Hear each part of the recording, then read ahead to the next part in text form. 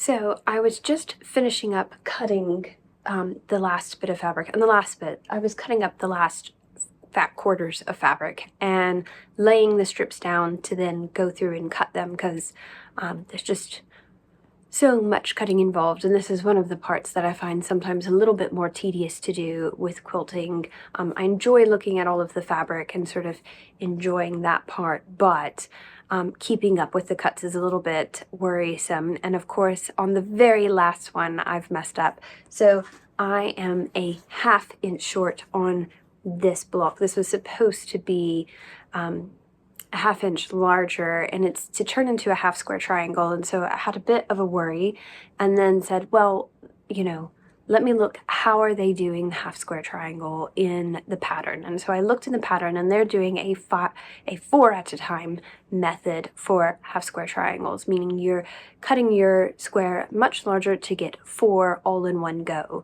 right? Now you can do a 2 at a time, which only requires you to add 1 inch to your fabric rather than 2 inches to your fabric. And thankfully, I have just enough fabric to do the 2 at a time. So all is not lost. I do have to remember whenever I go to do, I need to cut at least 2 squares of whatever that background fabric I'm going to be using. I'm not quite sure what it is, that I make sure I cut 2 squares that are smaller so that I can do those with the 2 at a time rather than the 4 at a time. So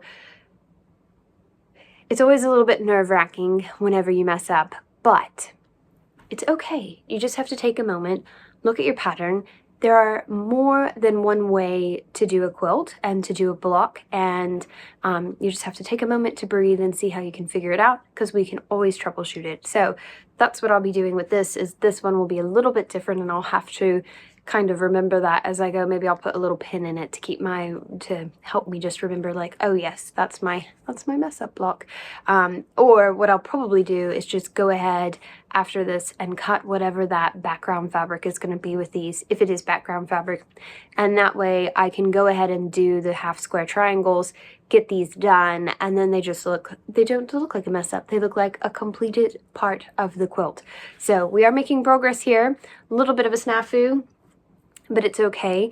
The other thing I was going to mention is, I know that when you get a pattern that is for a different fabric, there's always, and then you have your design of the fabric that you are using, right? So this is the quilt pattern, and this fabric is not the same as the fabric that I have, right? So this is the actual fabric that I have, the Meander fabric. And what I'm doing is I'm saving this cardstock that they put on there, and I'm going to be sort of looking at this to have a color scheme. I'm not looking at this necessarily to pick out every single detail. I'm looking at it more to say, oh, I need a light color and a dark color here. They used blues or oranges or pinks or whatever to sort of match the color tone. I realized after doing that last Christmas quilt that I completed that trying to match this up is just not going to happen for me. I'm always going to sort of skip one or miscount in some way that I end up messing it up. So I'm going to be looking at this more from the standpoint of just trying to get close to that color pattern, so that we have that. A lot of quilters will put it in a grayscale. So they'll take a picture of a quilt or a block and they'll lay them out, put it in a grayscale, and what that gives you is not the color patterns, but sort of the depth overall, and gradient overall of the quilt. And so that's why I'm looking at this, to give me that same texture and gradient that I'm looking for, so that it does look good and I don't end up with 2 blocks with too much blue or 2 blocks with too much light colors, etc. Right? So do hold on to these when you're doing that. Once it's done and you're not doing this anymore, then I think you can do something fairly similar with this, right? Or like I was talking about earlier, you can, oh, here it is on the back. You can match these color tones with what you're doing to give you a similar feel, so it may not be the exact color of that orange or red, but it is a close enough representation that you can use it in the same manner, right? Now, obviously you can always throw everything out the window and just do whatever you want, and that's totally fine too. So that's what I'm doing though, and that's how I'm also going to correct my mess up. So I think I'm done for tonight. After that little snafu, I just need to rest my brain and regroup and get back at it maybe tomorrow, and we'll go from there. Okay, everybody, we have finished cutting all of these blocks. So I have got all of the blocks cut for the big part of the quilt. And I did mess up again. So I was supposed to basically make 4 at a time half square triangles with these and these. And when I cut this strip, I cut the strip fine, and then I was supposed to subcut it into these, and the last 2 that I subcut were wrong by 1/2 inch.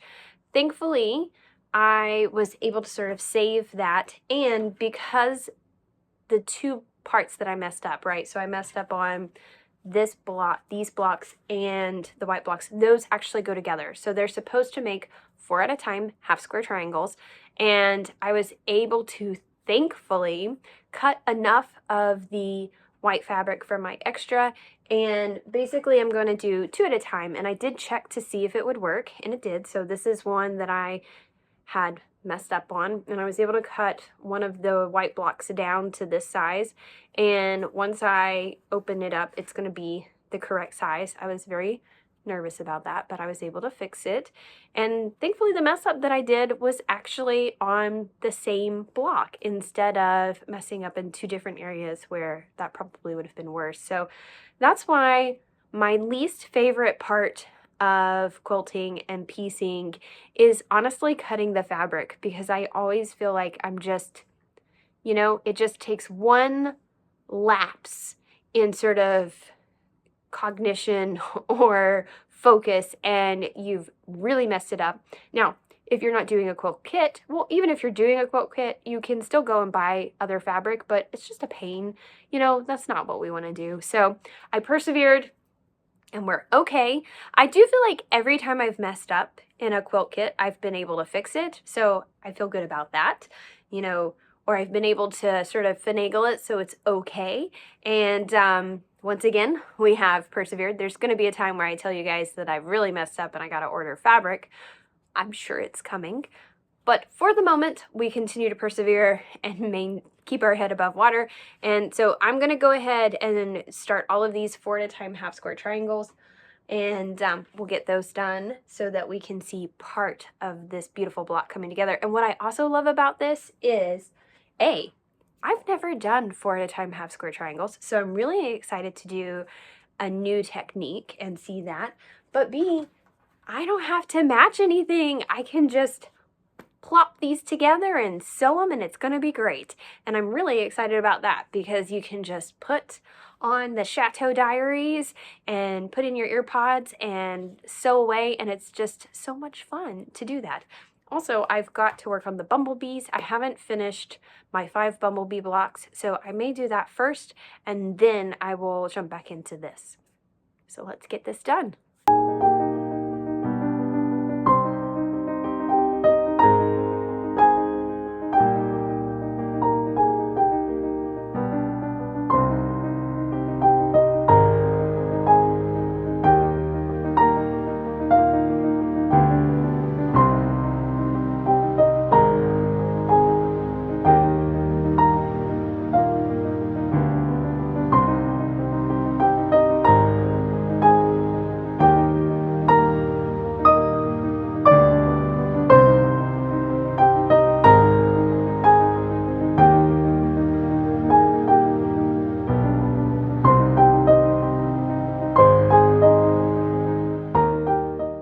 Well, today didn't quite go as planned, but we did accomplish things, just not as much as I'd hoped to accomplish.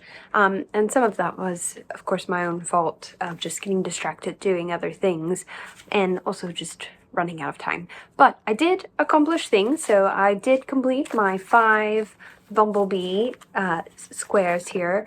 And isn't that one lovely? It seems very, I don't know, it's just so pretty. I like all of these big flowers, you know, this really large border. I haven't done one, I think, with such a large pattern.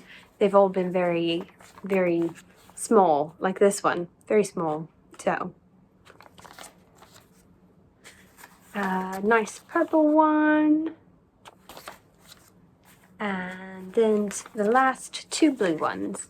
So, those right there. So, those are fun, and happy to say that I'm still on track with my 5 a week of them. Now, I also did not get this done on the long arm, or started on the long arm, but that's okay because now I can show you. So for the Northwest quilt, the reason I hadn't started on it was I was waiting for thread. I thought I had a light blue thread. I only had a navy thread. I really thought I had a light blue one. I did have some light grays, but I ended up liking the way that the light blue, it wasn't as shiny. I know that Glide thread is very shiny, but this one wasn't as shiny, so I do think I'm going to do this light blue. It kind of looks purplish on this one here for some reason. But it is literally baby blue is going to be the thread color I'm using, and then it is a cloud is the bottom line. So I do have those. That definitely fell.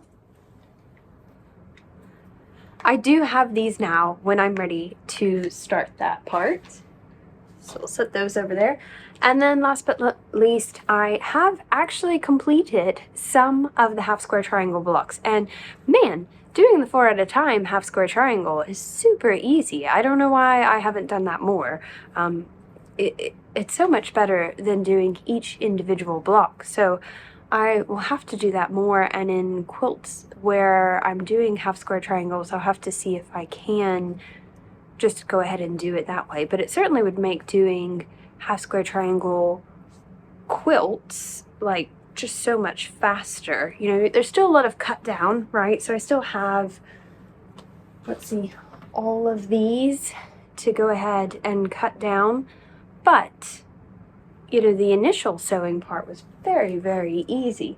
And thankfully, the mess ups that I had done actually came out okay. So this is one of those that I messed up cutting the sizes, and I did get all 4 half square triangles. Little pieces of a horse sticking out here.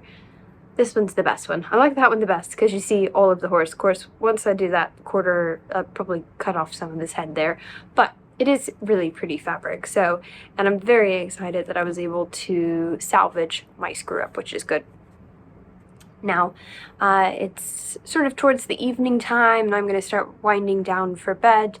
And I guess I will leave it with you guys this time, and hopefully next time I will have all of the half square triangles cut, and we will be ready to take the next step for this quilt. Again, the quilt that we're working on, let me grab it over here, is the Moda Meander quilt by Annalie Hoey.